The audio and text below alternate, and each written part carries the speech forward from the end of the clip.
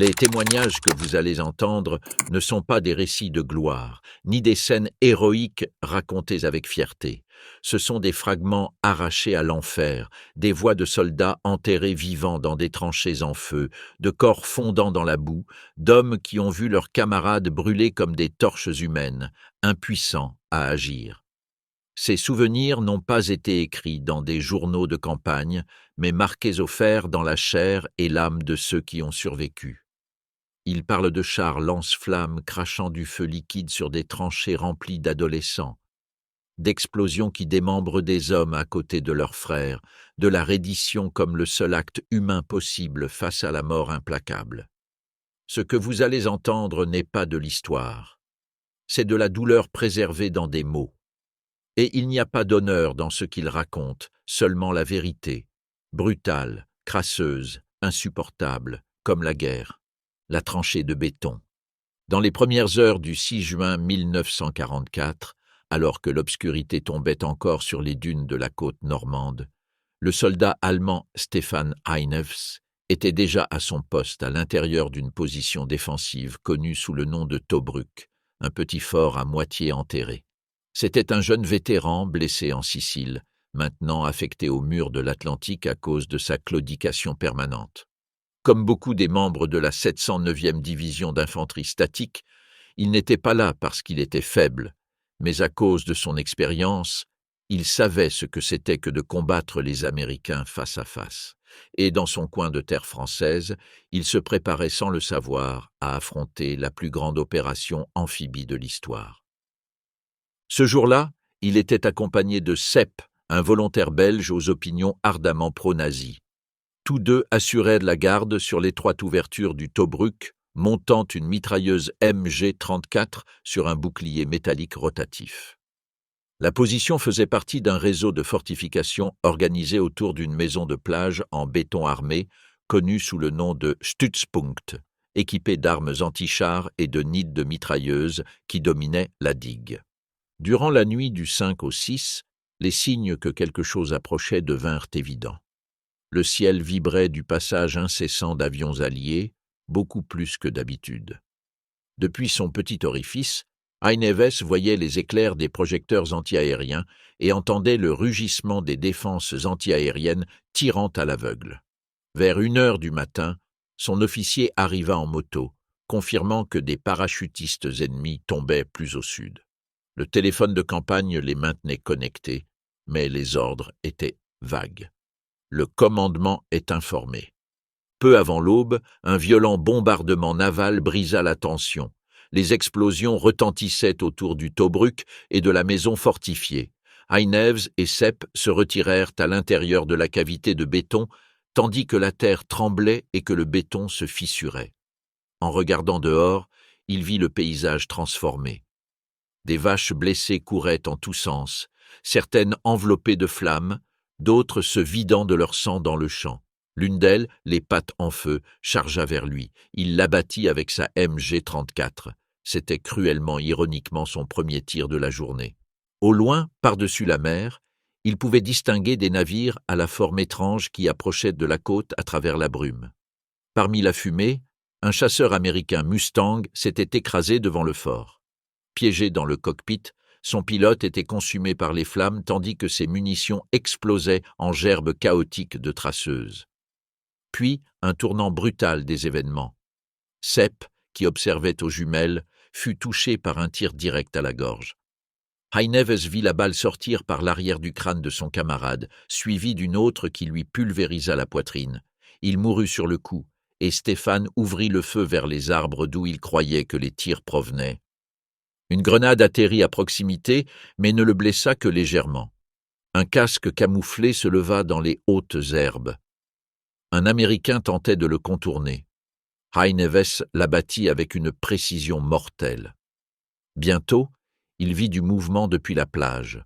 Des soldats allemands tentaient de rejoindre sa position, mais ils étaient abattus un par un. Un jeune homme fut touché à la tête, le visage défiguré. Un autre à l'estomac se tordait en hurlant. Parmi eux, un officier, un lieutenant, parvint à atteindre le Tobruk avec un pistolet mitrailleur MP-40. D'une voix ferme, Il ordonna à Inneves d'abandonner la position. La maison fortifiée avait été prise par les Alliés et brûlée au lance-flammes. Il était temps de se replier sur la deuxième ligne de bunkers à 2 kilomètres à l'intérieur des terres. Chargeant sa mitrailleuse encore chaude et escorté par le lieutenant et une poignée d'hommes, Inneves battit en retraite, boitant et tirant pour couvrir l'avancée. Passant devant 3 soldats américains morts, l'un d'eux tenta de bouger. L'officier allemand n'hésita pas et lui tira une balle dans la tête, puis fit de même pour les 2 autres. Un soldat allemand ramassa l'une des fameuses Thompson, des armes considérées comme des trophées précieux mais dangereux. Être pris avec une arme ennemie pouvait signifier une exécution immédiate. Ils avaient à peine avancé un peu lorsque 2 soldats disparurent sans laisser de traces. Le lieutenant les accusa de déserter et de se rendre. « Mais ils ne font pas de prisonniers aujourd'hui », marmonna-t-il. Selon lui, les Américains avaient brûlé vif la garnison du fort.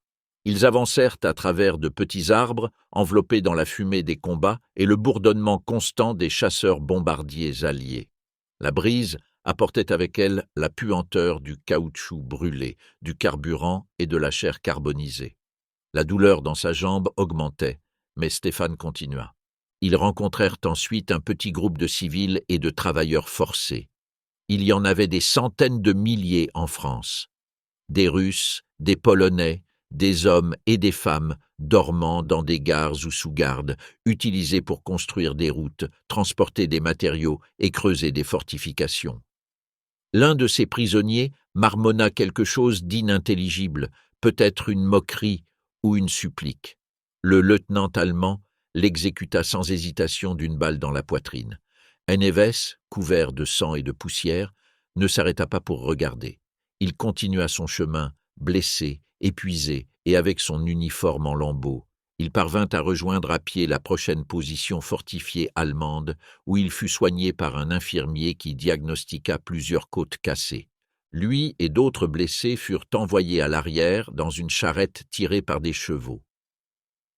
Voyageant à leur côté se trouvaient des hommes à peine sous forme humaine, des soldats aux mains ou aux yeux arrachés, la peau collée à leur uniforme brûlé, le visage noirci par le feu. Inneves, qui pouvait encore marcher, se sentait coupable d'être parmi eux. Mais il savait, avec la clarté brutale que seule la guerre peut conférer, que son sort avait été le résultat du hasard plutôt que du courage. Il fut envoyé dans un centre de convalescence dans la partie sud de la zone opérationnelle, où il fut affecté à des tâches légères, démontant et réparant des fusils et des mitrailleuses arrivées endommagées du front. Bien que le travail ne fût pas dur, son esprit ne pouvait se reposer. Durant les longues nuits sans sommeil, il revivait le moment où il avait vu son camarade Sepp être déchiqueté par une balle. Le rugissement des Thunderbolts qui descendaient sur les bunkers, les corps désintégrés par les roquettes au phosphore, la colonne de jeunes SS transformée en une tombe brûlante sur roues.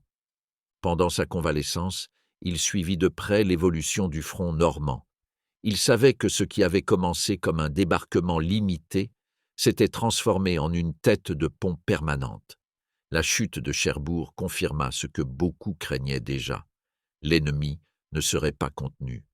Certains soldats parlaient d'encercler les Alliés, de les user jusqu'à ce qu'ils soient repoussés. La plupart, cependant, comprirent que cet espoir était une illusion. L'armée qu'ils avaient affrontée ce 6 juin était une machine qui ne connaissait aucune limite en carburant, en munitions ou en puissance aérienne, une tempête d'acier, irrésistible. En juillet, une fois partiellement rétabli, Inneves fut réaffecté. Il ne combattait plus depuis un bunker, ou ne tirait plus une mitrailleuse sur la côte. Il fut affecté à la conduite d'un camion Opel, responsable du transport de munitions et de grenades vers les lignes de front. Son rôle était de naviguer sur les routes de l'arrière, de livrer le chargement, d'éviter les bombardements et, par-dessus tout, de survivre dans une guerre qui n'était plus défensive, mais ouvertement désespérée. Ce même mois, alors qu'il tentait d'évacuer une zone avancée, sa colonne logistique fut interceptée par des véhicules blindés américains. Le groupe d'hommes qui l'accompagnait n'avait que des fusils et quelques grenades à main. Face aux Shermans qui émergèrent des arbres, Ils n'opposèrent aucune résistance. Ils levèrent les mains et furent capturés. Aineves se rappellerait qu'en arrivant au camp de prisonniers de guerre improvisé près de la côte, il comprit pour la première fois l'étendue de la puissance ennemie. Là, dans ce camp avec plus de 2000 hommes, il n'y avait pas de distinction entre les divisions ou les grades. Ensemble, ils étaient des soldats de la Heer, de la Kriegsmarine, des équipages de chars, des techniciens de la Luftwaffe et même certains de la SS. Personne ne posait de questions sur l'uniforme des autres. Ils ne partageaient qu'une seule certitude. L'Allemagne avait perdu le contrôle des airs, de la mer, et perdrait bientôt le contrôle de la terre aussi. Les Américains permettaient aux prisonniers de s'organiser eux-mêmes. Ils distribuaient les tâches internes, maintenaient une discipline minimale et, avec le temps, établirent une sorte de communauté fonctionnelle. Il n'y avait pas de mauvais traitement, mais il n'y avait pas non plus d'aménité. Pourtant, beaucoup d'Allemands, y compris Aineves, ressentaient un mélange de respect et de résignation en regardant les Alliés gérer leurs machines de guerre. Tout était efficace. Les approvisionnements arrivaient en colonnes interminables de camions. Les avions quadrillaient le ciel jour et nuit. Quand un véhicule tombait en panne, il n'était pas réparé. Il était mis de côté et remplacé. L'abondance était aussi insultante que révélatrice. Les prisonniers allemands regardèrent les boîtes de nourriture scellées, les rations en conserve expédiées d'Amérique, les montagnes de cigarettes emballées comme s'il s'agissait de pain quotidien, et comprirent qu'ils combattaient contre une puissance industrielle colossale, une qui pouvait se permettre de jeter ce qui, en Allemagne, coûtait du sang à préserver. Malgré cette évidence, l'esprit de certains officiers demeurait inflexible. Des rumeurs de contre-offensive, d'armes secrètes, de divisions qui résistaient encore se répandaient dans tout le camp. Mais Aineves, comme beaucoup d'autres simples soldats, avait trop vécu, trop vu. Les images d'un Tobruk en flammes, des soldats SS brûlant vifs sur la route effondrée, étaient marquées au fer dans sa mémoire. Les promesses de victoire n'avaient plus de pouvoir sur lui. La guerre pour Stefan Aineves ne s'était pas terminée le jour où il s'était rendu. Elle continuait chaque nuit, dans chaque image qui revenait lorsqu'il fermait les yeux. Il avait combattu pour défendre le Reich, pour empêcher l'ennemi d'atteindre l'Allemagne. Mais en Normandie, il comprit que l'ennemi n'était pas seulement l'autre armée, c'était le temps, c'était la technologie, c'était la certitude que ce qui arrivait était irrésistible. Et quand il fut finalement libéré des mois plus tard, sa guerre avait déjà changé de forme. Il ne s'agissait plus de tranchées ou de flancs, mais de se souvenir, de comprendre, de survivre à la mémoire. La défaite ne résidait pas dans la reddition des armes, mais dans les hommes qui ne dormiraient plus jamais paisiblement. Le mitrailleur sur Omaha Beach.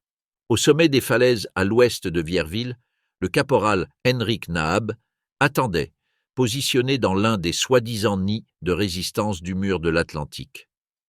C'était un nid de mitrailleuses MG-42 défendu par une douzaine d'hommes vivant comme des animaux dans des tranchées renforcées de béton sous des plafonds d'acier entourés de barbelés et de mines suspendues aux falaises.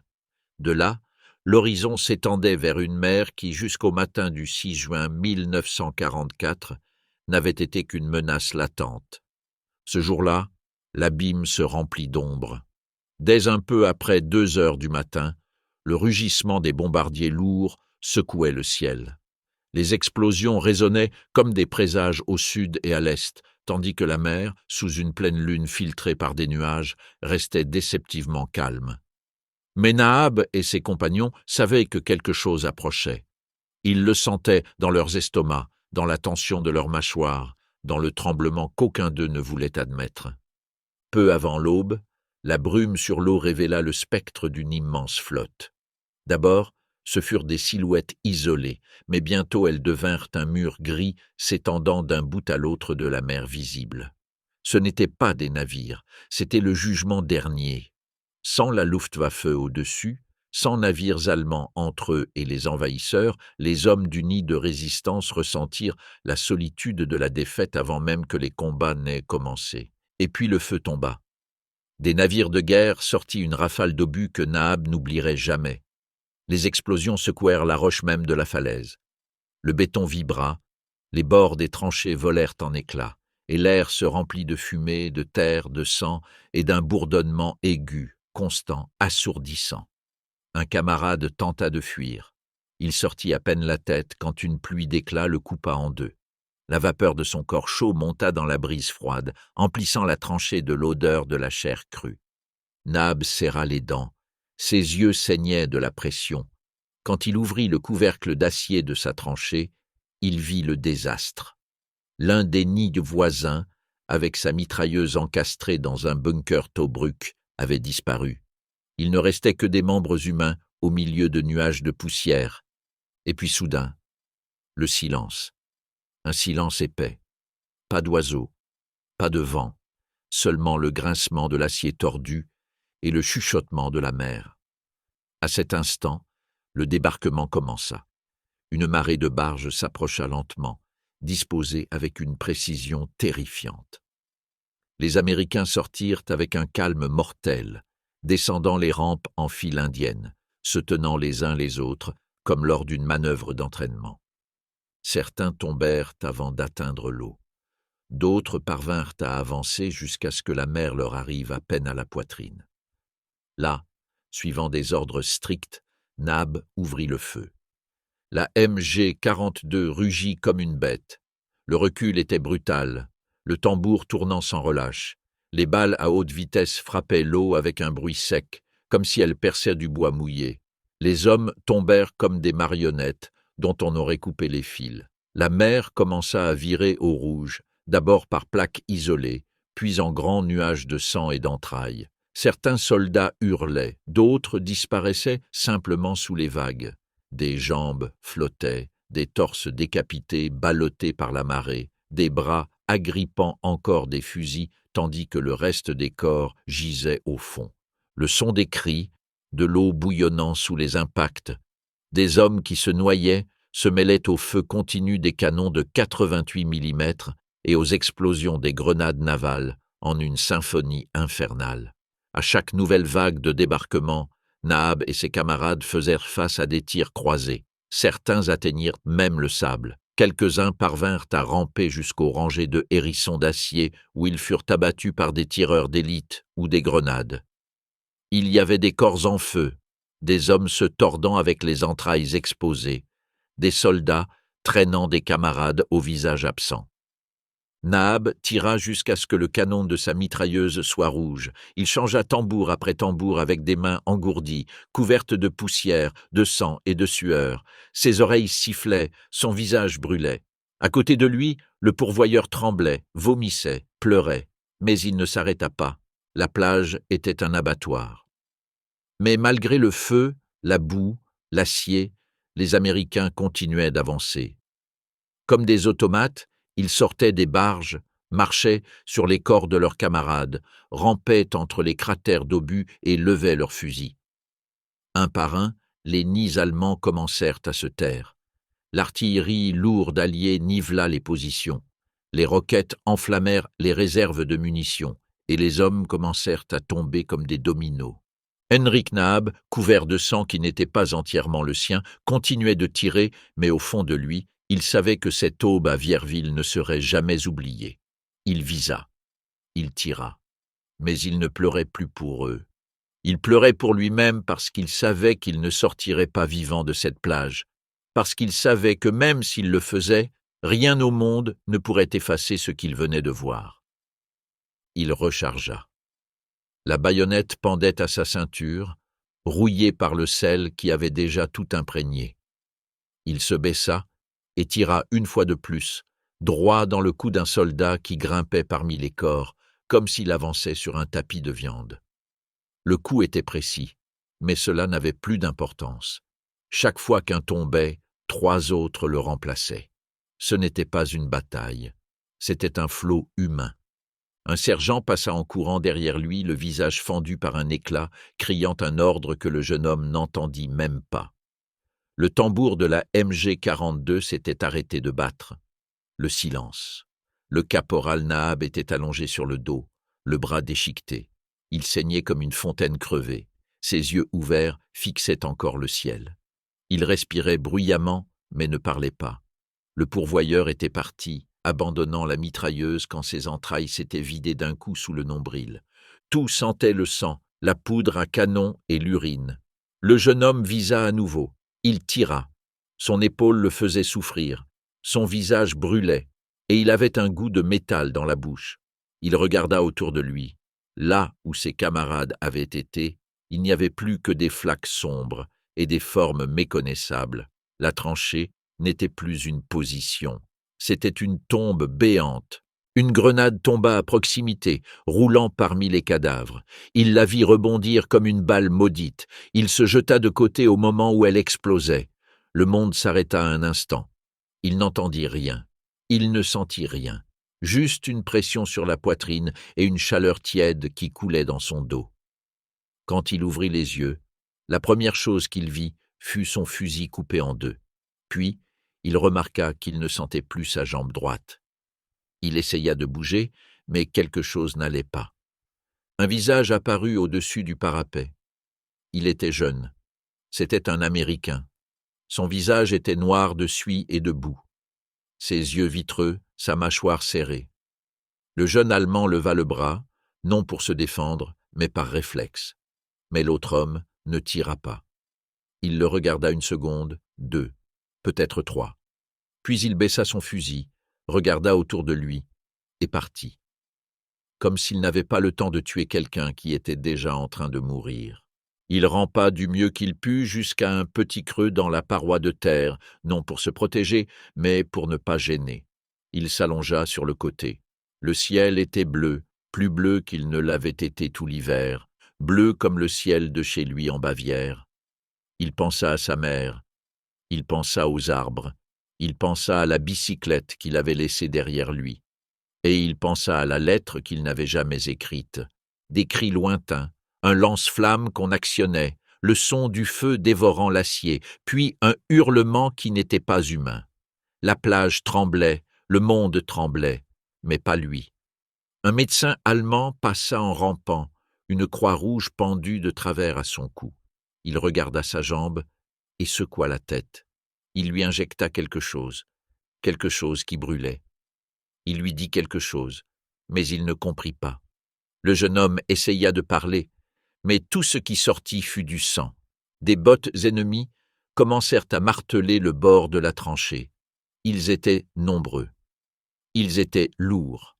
Une ombre tomba sur son visage, une autre silhouette, un autre ennemi. Cette fois, il le visait, le canon froid d'un fusil contre son front, mais ils ne tirèrent pas. Quelqu'un cria quelque chose en anglais. Le soldat baissa son arme et continua. C'était inutile de le tuer. C'était plus utile de le laisser là, comme une partie du paysage, un rappel pour ceux qui viendraient en plus tard. La position était tombée. Les canons de 88 mm étaient silencieux. Les MG étaient muettes. La fumée était épaisse, noire, lourde. Et par-dessus tout cela, le grondement constant des moteurs alliés déchargeant du matériel, des hommes, des munitions, la mort. Le jeune homme ferma les yeux. La douleur montait dans son dos. Son autre jambe commençait à faire mal, bien qu'il ne comprît pas pourquoi. Il entendit une voix. Ce n'était pas réel. C'était sa mère qui l'appelait pour dîner. C'était le son de la radio dans la maison, le hennissement d'un cheval, une rivière, sa sœur chantant, tout en même temps, tout mélangé. Une rafale de mitrailleuses balaya le ciel au-dessus de lui. Elle ne le toucha pas. Puis quelque chose tomba sur sa poitrine. Une couverture, une main toucha son cou. Quelqu'un lui parlait. Ce n'était pas de l'allemand. C'était de l'anglais rude, sale. Ils appelaient en son nom, ou c'est ce qu'il crut. Puis il se sentit soulevé. Il hurla, mais personne ne l'entendit. Il perdit connaissance. L'odeur de l'iode le réveilla. Il était sur un brancard, entouré d'ombres parlant anglais. L'un d'eux le regarda bizarrement. Un autre le photographiait. Il coupait son uniforme. Il eut honte. Puis froid. Puis nausée. Puis rien. Il revint à lui dans une tente avec d'autres blessés. Certains hurlaient, d'autres priaient. Il y avait des Allemands. Il y avait des Américains. Certains sans bras, d'autres sans visage, tous pareils sous la toile chaude, un prisonnier. C'était lui maintenant, un numéro, une blessure, une photo, un témoignage de plus. Le visage de Nahab regardant le ciel dans les yeux du soldat américain qui ne l'avait pas tué. Enfin, un officier avec un interprète s'assit à côté de lui. Il demanda son nom, son âge, son unité. Il répondit mécaniquement. Puis l'interprète lui demanda ce qu'il ressentait. Le jeune homme fixa le vide. Des semaines passèrent. Ils le transférèrent sur un navire hôpital. De là, vers un camp en Angleterre. Ils l'interrogèrent, ils l'ignorèrent, ils lurent son dossier. Ils virent qu'il n'avait pas de grade, pas de décoration, juste un garçon. Un de plus, un de moins. Et un jour, ils le laissèrent marcher avec une béquille, traînant ce qui restait de sa jambe. Ils lui donnèrent de la nourriture chaude, des vêtements propres, et une chambre avec une fenêtre qui donnait sur la mer, mais il ne pouvait pas regarder l'eau. Il ne pouvait pas voir la mer sans voir du sang, sans entendre le sifflement des obus, sans penser au son de la chair qui éclate. La défense de Gold Beach, le sentinelle de la rivière, l'histoire d'un soldat allemand sur Gold Beach. Martin Hine était âgé de 20 ans quand il fut posté pour défendre le mur de l'Atlantique en Normandie. Il était grand, un lecteur assidu, et bien que robuste, il souffrait d'une affection pulmonaire chronique qui l'avait initialement exclu du service actif. Cependant, son excellente vision en faisait un atout. Après un bref passage comme assistant de tir anti-aérien dans la région de Munich, il fut transféré en France de l'Ouest et affecté à une batterie de plage près de la rivière, faisant partie de la 716 division d'infanterie statique. Leur position était située dans un bunker en béton armé, équipé de 2 canons de 88 mm et d'une mitrailleuse MG-34. La position se trouvait sur une pente dominant la plage, avec un champ de tir enfiladé couvrant la bande côtière, la route le long de la digue et l'accès à la ville. Les soldiers étaient logés dans un cottage fortifié, renforcé de sacs de sable, de tôles métalliques et de talus, d'où ils pouvaient observer la mer. La vie à cette position, comparée à d'autres fronts, était paisible. Les rations militaires étaient le basique mais suffisantes grâce au commerce informel avec la population civile locale. De la nourriture fraîche en échange de cigarettes, d'essence ou de cuir. La menace d'invasion était une idée abstraite. On en parlait, on s'entraînait pour cela, mais cela semblait lointain. Dans la nuit du 5 juin 1944, Hine et 2 compagnons sortirent dans un bar voisin, un endroit amical envers les Allemands. Ils rentrèrent à leur cantonnement sous un ciel rempli du vrombissement de moteurs. Ce même matin, le rugissement des avions alliés signala le début du jour J. Ils se réveillèrent au cri de leur Feldwebel. En sortant, le ciel gris était rempli de bombardiers et de chasseurs. Ils coururent sur le chemin menant au bunker. À leur arrivée, Martin fut envoyé directement à la position de la MG-34. Quand il regarda à travers l'embrasure, ce qu'il vit le laissa sans voix. La mer était couverte de navires alliés, de l'horizon jusqu'au rivage. Le bombardement naval commença. Des obus de gros calibre sifflèrent au-dessus du bunker, explosant derrière la ligne défensive. Des roquettes tirées des navires percutèrent directement le béton, secouant la structure. L'une des explosions frappa un officier qui venait d'entrer dans la pièce. Des éclats lui transpercèrent le visage et l'œil. Martin se blottit avec les autres, se bouchant les oreilles. La violence était implacable. Quand le bombardement cessa, un moment de silence laissa place à la véritable bataille. Les premières péniches de débarquement approchèrent de la plage. Certaines brûlaient déjà, ayant heurté des obstacles ou été touchées par les canons de 88 mm. Les autres commençaient à ouvrir leurs rampes, laissant sortir les soldats britanniques sous un feu nourri. Martin alimentait la MG-34, tandis que le mitrailleur tirait des rafales précises sur les hommes qui débarquaient. Il vit un groupe entier tomber avant d'atteindre la terre. Un obus de 88 mm atteignit une péniche qui, en flammes, glissa vers le rivage, écrasant des soldats sur son passage. La plage était un enfer vivant. Les troupes tentaient d'avancer parmi les cadavres, la fumée et les véhicules en feu. Depuis l'esplanade, des obus britanniques commençaient à atteindre le bunker. Un Churchill tira par-dessus la digue, la faisant s'effondrer. Les premiers hommes alliés grimpèrent à partir de là. Martin les vit tomber sous les tirs de sa MG. Plusieurs furent abattus, d'autres se replièrent en panique. À l'autre bout de la plage, le bunker secondaire avait été réduit au silence par un coup de bazooka ou de mortier. La MG-34 commença à surchauffer. Le canon brûlait et la fumée brouillait sa vision. Martin partit chercher plus de munitions. En traversant le couloir, il évita le corps de l'officier blessé et reçut l'ordre de retourner à son poste. En quelques secondes, une nouvelle vague de soldats britanniques commença à avancer sur l'esplanade. Beaucoup tombèrent sous les tirs de la mitrailleuse, leurs corps fumant sur les pavés. Un Sherman apparut à travers la fumée. Les 88 mm tirèrent, mais les munitions étaient explosives, pas perforantes. Le char avança jusqu'à se trouver devant le bunker. Finalement, un obus endommagea sa chenille, le laissant exposé. Un tir bien ajusté enflamma le moteur. 2 membres d'équipage tentèrent de s'échapper, mais furent touchés et tombèrent enveloppés de flammes. Derrière lui, un autre Churchill fonça, traversant l'épave du Sherman et tirant directement dans l'embrasure des canons de 88 mm. L'impact détruisit cette position. Martin était encore à son poste près de la MG quand un soldat britannique, couvert de poussière et aux yeux injectés de sang, lança une grenade dans le bunker. Puis il vida le chargeur de son Sten directement à travers l'embrasure. Le mitrailleur fut touché à la poitrine et à la tête. Martin, protégé par son casque, reçut des impacts mineurs et parvint à s'échapper par le couloir.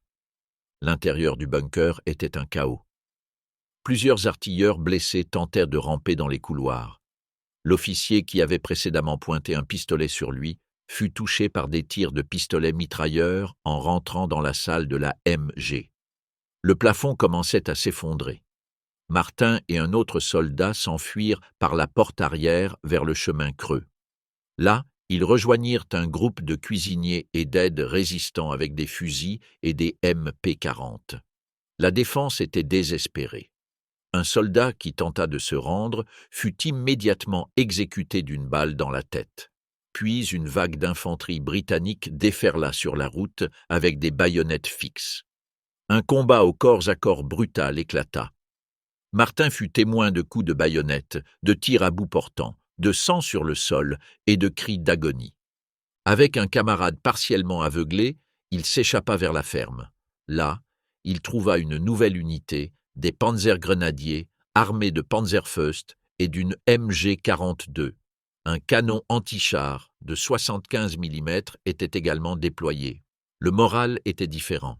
Il y avait de l'expérience, des ordres clairs, de la confiance. Ils prirent position sur une crête faisant face à la mer, renforcée de fils de fer et de sacs de sable. Au loin, la plage brûlait. De la fumée émergea un Sherman modifié avec un tambour de chaîne rotatif, un véhicule de déminage. Il faisait exploser les mines sur son passage avec un rugissement infernal. 2 autres chars du même type suivirent, dégageant un corridor d'environ 20 mètres de large. Le pack ouvrit le feu. Le premier coup dévia le char de sa trajectoire. Le deuxième détruisit une chenille et le troisième l'arrêta. L'équipage tenta d'évacuer mais fut abattu. L'un des panzergrenadiers tira un Panzerfaust sur le second Sherman, mais la portée était trop grande. Puis les mortiers britanniques commencèrent à tomber. Les grenades explosaient sans avertissement, projetant des éclats qui touchaient les soldats postés là. Une explosion blessa grièvement le soldat qui avait accompagné Martin depuis le bunker. Une autre, à quelques mètres à peine, fut touchée à la poitrine, convulsant jusqu'à ce qu'il meure. La ferme prit des coups directs. Le ciel était couvert de fumée. Les flammes léchaient les restes des défenses, et le son des moteurs ennemis ne cessait jamais. Alors que les tirs britanniques continuaient de balayer le versant de la colline, il n'y avait aucune chance d'assistance médicale pour les blessés. Les soldats tombaient là où ils étaient, se vidant de leur sang parmi la terre retournée et l'acier dispersé. Un panzer-grenadier blessé à la poitrine se débattait violemment, le sang jaillissant. Un autre, touché par un éclat au crâne, gisait avec la tête fendue, le tissu cérébral exposé. Martin Hine, couvert du sang d'autres personnes, regardait la scène, incapable de détourner le regard. Ce n'était pas la guerre, c'était la fin de toute forme humaine reconnaissable. Le bruit des chars démineurs approchant devint insupportable. Les chaînes attachées aux rouleaux rotatifs frappaient le sol comme des fouets métalliques, provoquant des explosions lorsqu'elles déclenchaient des mines enterrées. L'une de ces chaînes, après avoir été projetée libre par l'impact d'une explosion, tomba sur 2 soldats allemands accroupis au bord de la tranchée, les rendant instantanément inconscients. La réponse allemande était désespérée. Un soldat tira un Panzerfaust sur le tambour de chenille d'un Sherman, mais l'obus ricocha sans effet. C'est aux extrémités extrêmes du front, où la position de tir en angle permettait à d'autres artilleurs d'atteindre le flanc du char, que l'un de ces tirs toucha le châssis, immobilisant le véhicule blindé. La fumée commença à s'échapper des évents du moteur et un second coup transperça la tourelle par en dessous. Cependant, le canon du Sherman restait actif. Il balaya la position allemande avec des tirs frontaux, ratissant la ligne avec des rafales qui soulevaient la terre à chaque impact. Le moment d'espoir s'évanouit lorsque les 2 Sherman restants reprirent leur avance, ignorant le véhicule blindé en flammes qui brûlait au milieu des explosions de carburant.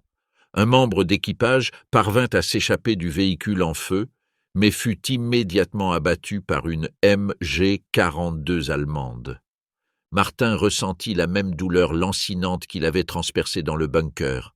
À nouveau, un sombre pressentiment, comme si chaque coup scellait son propre destin. Il ne restait plus qu'une douzaine de défenseurs valides sur la ligne.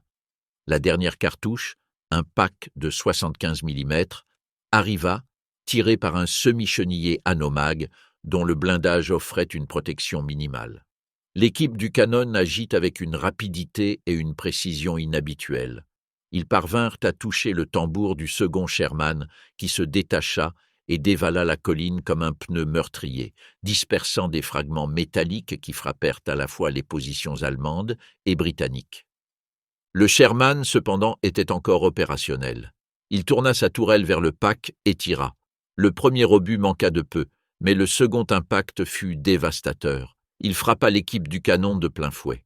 L'explosion désintégra à la fois le canon et les hommes. Bras, jambes, sangles, cantines et casques volèrent à travers les airs comme des jouets brisés. Martin, sonné, eut l'impression que l'air avait été aspiré par le feu. La ferme brûlait. Le Sherman fit pleuvoir des obus explosifs sur la maison et la ligne de crête. Certains soldats parlèrent de se rendre, mais le souvenir de l'homme abattu les bras levés dans le bunker était encore frais. Il n'y avait aucune garantie de merci. Du chemin creux menant au bunker, des coups de feu retentirent. Bientôt, un petit groupe de soldats britanniques hurlants émergea, armés de baïonnettes et de pistolets mitrailleurs Thompson. Ils se tenaient à peine à 20 mètres, les yeux injectés de sang, frénétiques.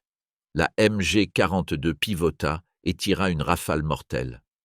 3 soldats britanniques furent littéralement déchiquetés par le calibre et la courte portée. Martin tira son fusil, touchant l'un d'eux qui courait vers lui. Une autre balle ricocha sur son casque, le faisant tomber à terre. Du sol, encore étourdi, il regarda un autre soldat britannique, maniant un Thompson, balayer l'équipe de la MG-42 avec une rafale furieuse. Les autres avancèrent avec des baïonnettes fixes, blessant, tailladant, achevant. Martin resta immobile, les mains visibles. L'un des Britanniques pointa son Sten vers lui. Martin tendit les mains et secoua la tête. Ils écartèrent son fusil, lui menottèrent les mains dans le dos et le laissèrent allongé sur le côté. La bataille était terminée.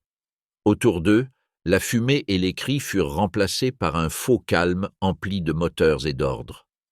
Une nouvelle vague de chars démineurs atteignit la plage, suivie de colonnes de véhicules blindés se déployant à l'intérieur des terres.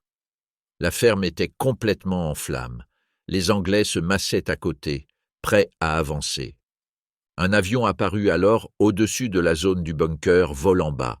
Il ne le vit pas, mais il entendit le rugissement et les tirs. Soudain, plusieurs soldats britanniques tombèrent sur le sable. Martin crut qu'ils avaient été mitraillés par erreur par leur propre aviation. 10 hommes gisaient morts. La confusion continua. Les prisonniers allemands furent emmenés sur une place pavée près de la digue. Là, Martin rejoignit d'autres prisonniers. Il enleva son casque. Pour la première fois en des heures, il respira. Il ne se sentait pas humilié. Il avait tenu jusqu'au bout. Les Britanniques, qui avaient été implacables durant les combats, offrirent maintenant de l'eau, enlevèrent les menottes et demandèrent des volontaires allemands pour soigner les blessés. Certains médecins britanniques parlaient allemand. La scène était étrange, surréaliste. Quelques minutes auparavant, ils se massacraient. Maintenant, ils partageaient de l'eau. Martin se souviendrait de cette transformation soudaine comme typiquement britannique, brutalité et courtoisie, s'allumant et s'éteignant comme une lampe. La population civile française, qui avait commercé avec les Allemands jusqu'à la veille, s'approcha de la place pour insulter les prisonniers. Certains Allemands répondirent par des menaces, encore convaincus qu'il s'agissait juste d'une répétition de l'assaut raté sur Dieppe. Mais l'ampleur du débarquement suggérait le contraire. À mesure que la matinée avançait, d'autres prisonniers arrivèrent de l'intérieur. Ils s'accordaient tous sur un point. L'ampleur de l'assaut était immense. Les avions continuaient de traverser le ciel vers l'intérieur des terres et d'autres revenaient vers la mer. Le mythe du raid temporaire s'effondrait. Le mot « invasion » dominait tous les autres. Dans l'après-midi, un prêtre militaire britannique parlant allemand fut envoyé au groupe de prisonniers pour offrir une assistance spirituelle. Il fut accueilli par des huées. Pendant ce temps, le son des canons et des explosions continuait. Le ciel était encore rempli d'avions et la terre vibrait sous les moteurs des chars. Au crépuscule, les prisonniers furent ramenés sur la plage.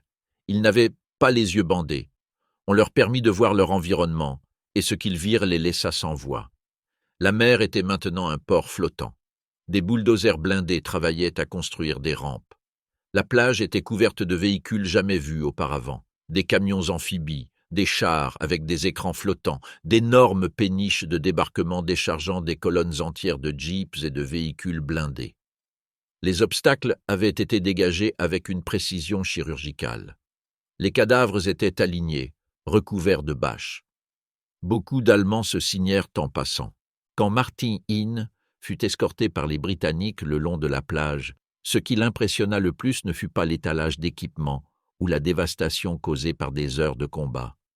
Ce qui l'étonna le plus fut ce qui n'était pas là. Pas un cheval, pas une mule, pas une charrette tirée par des chevaux. La machinerie alliée était entièrement motorisée. Pour un soldat allemand, dont la division avait encore des écuries et un vétérinaire, c'était le symbole du gouffre industriel qui séparait les deux côtés. Là où l'Allemagne comptait encore sur les chevaux, les Alliés avançaient avec des moteurs, du carburant et des chaînes d'acier. Les prisonniers furent embarqués sur une péniche de débarquement à destination de l'Angleterre. En chemin, Martin vit les restes flottants de la bataille, des épaves dérivantes, des corps gonflés par l'eau, des colonnes de fumée persistantes. Au large, ils passèrent sous un énorme cuirassé britannique qui restait immobile, comme s'il n'avait plus de raison de tirer. Sur la proue, un marin lavait le pont avec un balai. C'était une vision domestique absurde après l'enfer qu'ils avaient en vécu sur la côte. Alors qu'ils s'éloignaient, les canons du cuirassé recommencèrent à tirer vers l'intérieur des terres. C'étaient les derniers coups que Martin Hine entendit. Sa guerre, une guerre qui pour lui n'avait duré que quelques heures, était terminée. Le camp de prisonniers auquel il fut assigné se trouvait dans le Yorkshire. Les premières semaines se passèrent dans un calme presque irréel. Les gardes traitaient les prisonniers poliment. Les lettres étaient autorisées et des inspecteurs de la Croix-Rouge, suisses et même brésiliens, effectuaient des visites périodiques. Mais bientôt, la menace cessa de venir de l'ennemi extérieur. À l'intérieur du camp même, un groupe de fanatiques, membres des jeunesses hitlériennes et d'anciens SS, complotaient pour continuer le combat. Ils planifiaient de prendre d'assaut une base aérienne sur la côte Est. Martin, qui n'avait jamais été fanatique de quoi que ce soit, refusa de participer. Ce refus lui valut des menaces de mort. Pour échapper à cette pression interne, il se porta volontaire pour un programme de travail à l'extérieur du camp. Il fut affecté à un atelier de réparation de véhicules dans une ville voisine. Finalement, et en signe de confiance, on lui permit de vivre à l'extérieur du camp sur parole d'honneur. Il fut hébergé par une vieille dame anglaise qui le traita comme un fils. À ce jour, il s'envoie encore des cartes de Noël. Après la guerre, Ine décida de rester en Angleterre 2 années de plus. Il continua à réparer des véhicules, perfectionnant son métier, et quand il sentit que le moment était venu, il retourna en Allemagne. Là, il monta un petit atelier de mécanique discret et tranquille, où il travaille encore. Il n'a jamais remis les pieds en Normandie. Peut-être un jour le fera-t-il, mais pour l'instant, il garde ses souvenirs intacts, scellés comme les murs de ce bunker qu'il a un jour défendu. Car bien qu'il n'ait jamais eu plus de 20 ans pendant la guerre, Martin Ine a vieilli en un seul jour. Et encore aujourd'hui, quand il ferme les yeux, il entend les cris, voit la fumée, sent le poids du casque, et se rappelle ce que c'était que d'être témoin de l'histoire, piégé entre l'acier, le sable et le silence de ceux qui ne sont jamais revenus. L'opérateur du robot Goliath. Cornelius Taube était un jeune ingénieur du génie servant dans le 736e régiment de la 716 division d'infanterie allemande, stationné près de Courseulles-sur-Mer au début de 1944. Il était arrivé en Normandie depuis le front russe non comme combattant, mais comme membre de l'équipe d'ingénierie responsable de la construction et de l'amélioration des fortifications. À l'Est, il avait appris à construire des tranchées, des bunkers, des fossés anti-chars et des nids de résistance dans les pires conditions imaginables. Mais en arrivant en France, il se trouva face à une réalité différente. Les hommes ici disent que la vie est un don du ciel, écrivait-il à son frère. La vie sur la côte normande semblait une plaisanterie comparée au front de l'Est. Des maisons réquisitionnées offraient des lits, du chauffage et de l'eau propre. Le marché noir était florissant, le pain était abondant, le vin était abordable et les fermes locales généreuses avec les Allemands en échange de cigarettes ou de morceaux de cuir. Taube pensait fréquemment à son frère qui combattait à l'Est, et chaque matin, il se sentait coupable en pensant à lui. Il ne savait pas encore que la Normandie deviendrait bientôt une scène aussi horrible que n'importe quelle forêt ukrainienne. Son travail d'ingénieur consistait à renforcer des bâtiments civils, à creuser des tranchées avec des fonds inclinés qui pouvaient être piégés avec des explosifs, à construire des bunkers Tobruk ou des bunkers d'artillerie côtière, et en particulier à mettre en œuvre un nouveau système défensif, l'utilisation de petits véhicules télécommandés chargés d'explosifs, connus sous le nom de Goliath. Ces engins à chenilles, de la taille d'une grande brouette, transportaient une charge utile similaire à celle d'une bombe Stuka et pouvaient être guidés par câble vers leur cible où ils étaient déclenchés à distance. La zone de Courseulles, le secteur défensif désigné B-19, avait une position spécifique pour le déploiement de ces véhicules. Le bunker Goliath, comme on l'appelait, était camouflé parmi des rochers de béton peint pour ressembler au paysage côtier. Depuis cette position, cachés le long de la ligne de plage, les petits chars explosifs pouvaient être lancés contre les formations blindées alliées tentant de sortir du sable. L'idée était simple, les canons PAC agiraient comme une barrière initiale, forçant les chars à se rassembler dans des zones ouvertes de la plage où ils seraient ensuite frappés par les Goliaths. Le 6 juin, Taube rentra à sa caserne juste après minuit après une inspection du secteur nord. Le ciel vibrait du son des moteurs. Contrairement aux raids de bombardement conventionnels, le son était plus léger, continu et bas. Une légère bruine troublait l'air. Depuis la cour, avec d'autres officiers, il regarda les silhouettes d'avions traversant sous les nuages. Parmi eux se trouvaient des artilleurs, des fantassins et des ingénieurs. Ils partagèrent une bouteille de cognac, conscients que cela pouvait être leur dernière nuit paisible. Les premières nouvelles arrivèrent par messager. Attaque dans le sud-ouest, planeurs qui atterrissent. Toujours non confirmée, l'ampleur de l'opération était inconnue, donc chacun partit pour son unité. Taube rassembla 10 hommes de son équipe. 5 furent envoyés aux positions défensives entre les maisons. Avec les 5 autres, il marcha vers le bunker Goliath sur la plage. L'entrée du bunker était protégée par un tunnel doublé de béton camouflé de rochers et de végétation. La structure principale était une pièce circulaire avec un plafond voûté. Il y avait 3 Goliaths prêts à être déployés. Plus 5 stockés dans le tunnel avec du carburant pour parcourir jusqu'à 1 kilomètre. Depuis une embrasure cachée et un périscope de plafond, ils pouvaient observer la plage sans s'exposer. À 3 heures du matin, les hommes vérifièrent les appareils un par un et démarrèrent les moteurs pour les chauffer. Le bunker se remplit de gaz d'échappement. La tension était épaisse, mais personne ne montrait de peur. Pour Taube, le succès ou l'échec de la journée dépendait de l'empêchement des Alliés d'établir une tête de pont. Il savait que si les chars et les troupes parvenaient à s'organiser sur le sable sans une Luftwaffe efficace et avec la supériorité aérienne alliée, il serait impossible de les repousser. Depuis cette capsule de béton scellée face à la mer, sans radio ni téléphone, il ne pouvait qu'attendre. Le monde extérieur était un murmure lointain, des rumeurs de parachutistes, de débarquements sur d'autres rivages. Les informations ne parvenaient pas. La seule certitude était que depuis ce point aveugle dans le sable, il serait parmi les premiers à voir l'ennemi arriver.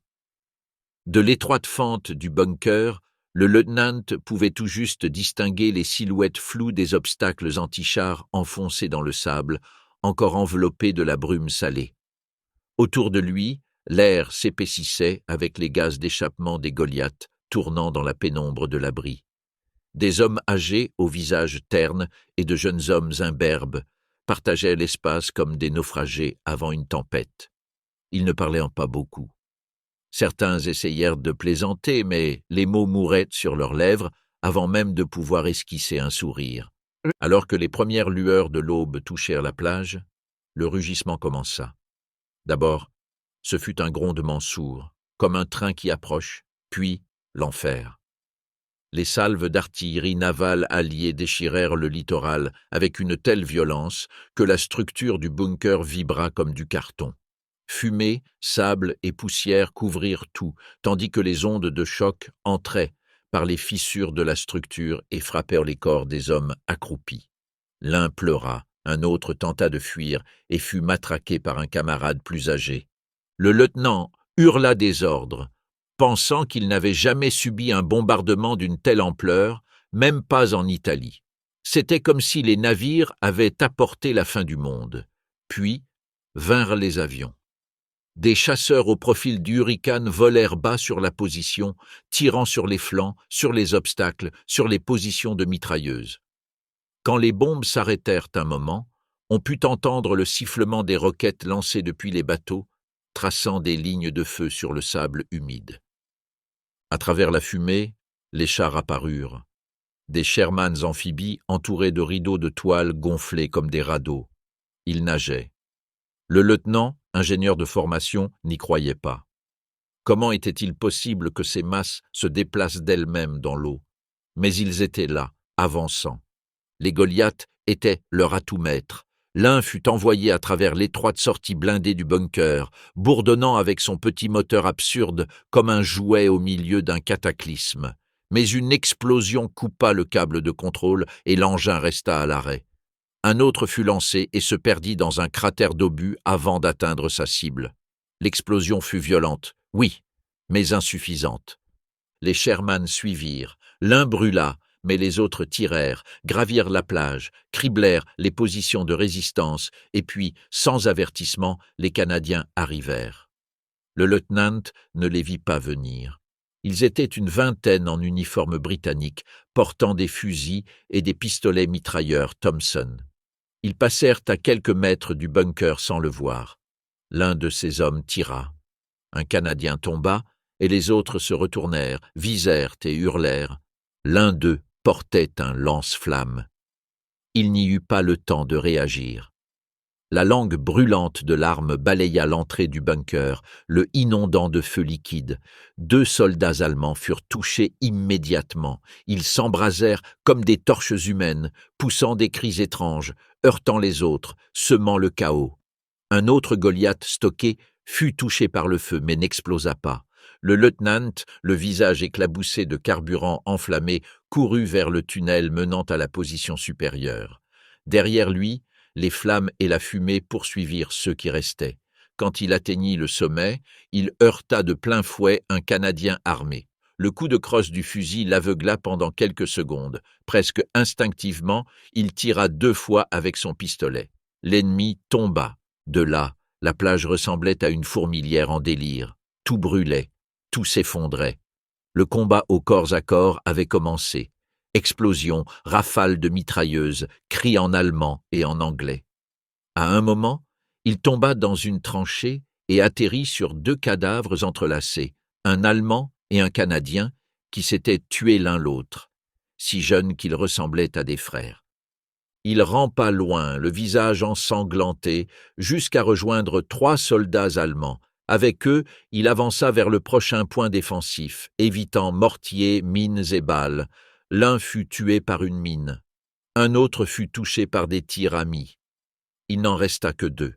Le lieutenant et un jeune grenadier de l'Est, pâle et sale, aux lèvres gercées et aux mains si tremblantes qu'il ne pouvait tenir le chargeur de son quart 98K. Il ne parlait pas allemand, comprenait à peine les ordres de base, mais il le suivit.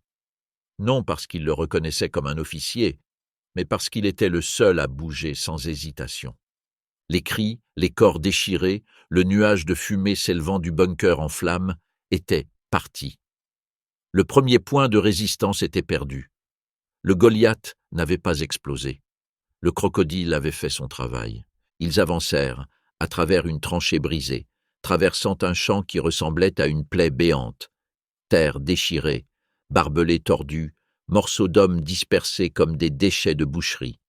Ils passèrent devant un cratère fumant où les munitions d'une MG brisée couvaient encore. Le lieutenant respirait avec difficulté. Son visage était partiellement brûlé, la peau décollée de sa pommette gauche comme un parchemin humide. Il serrait son MP40 contre sa poitrine comme un naufragé s'accrochant à une épave. Un groupe de 5 hommes les vit approcher et leur fit signe depuis une tranchée renforcée de sacs de terre.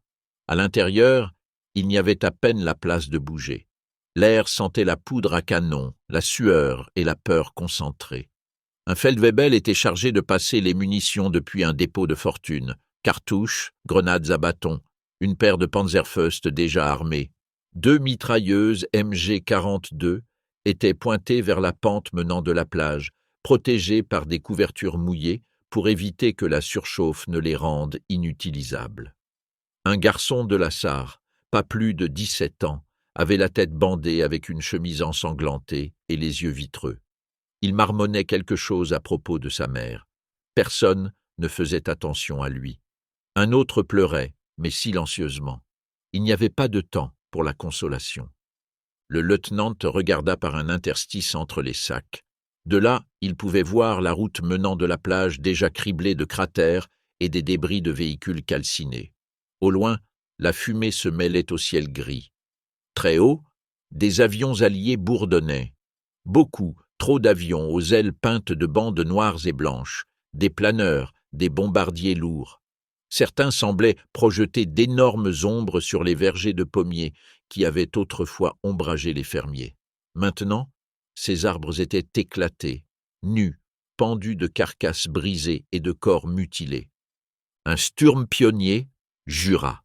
Il avait entendu le rugissement, lui aussi. Le lieutenant aussi, grave, rauque, guttural, le son du Churchill crocodile qui avançait à nouveau. Les chenilles du monstre métallique écrasèrent la route et broyaient les ossements laissés derrière. À cet instant, un fil téléphonique Pandar prit feu comme une mèche. Puis, un bref éclair de flamme illumina le fossé. Le monstre était là. La première volée de feu liquide tomba sur les sacs de devant. Elle ne les atteignit pas directement, mais ce fut assez pour que la chaleur pénètre jusqu'au cœur. Le premier cri vint d'un mitrailleur.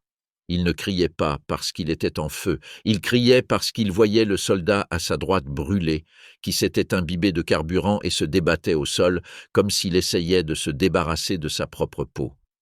Un autre essaya de l'aider, mais une deuxième langue de feu entra par l'ouverture du parapet et l'enveloppa aussi. Le lieutenant rampa en arrière. Le grenadier de l'Est n'eut pas cette chance. Il trébucha, tomba sur le premier des blessés, et tous deux prirent feu en même temps. Ils hurlèrent ensemble, l'un en allemand, l'autre dans une langue inconnue, les deux avec les yeux incandescents. Personne ne pouvait les aider. La tranchée devint une tombe béante. Les munitions explosèrent, la boue bouillit et les hommes criaient des ordres que plus personne n'écoutait.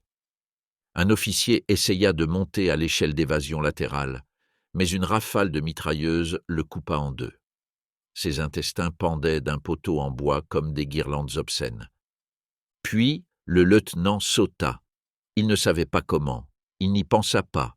Il traversa un mur de fumée, évita une clôture de barbelés brisés et dévala un talus vers un chemin inférieur. Son visage brûlait, il ne voyait plus clairement. Il trébucha sur un corps. C'était un camarade du bataillon. Sa mâchoire manquait. Il continua à avancer à quatre pattes jusqu'à trouver deux autres soldats fuyants, sans armes, sans casque, couverts de terre et de sang séché. Ils ne lui dirent rien. Ils coururent juste à côté de lui. Ils traversèrent un champ de blé en flammes, jonché de tas carbonisés. Quand ils atteignirent une clairière, une rafale de feu les accueillit. L'un des leurs tomba, touché à l'arrière de la tête. Ils crièrent « Allemands! Allemands !» et levèrent les mains.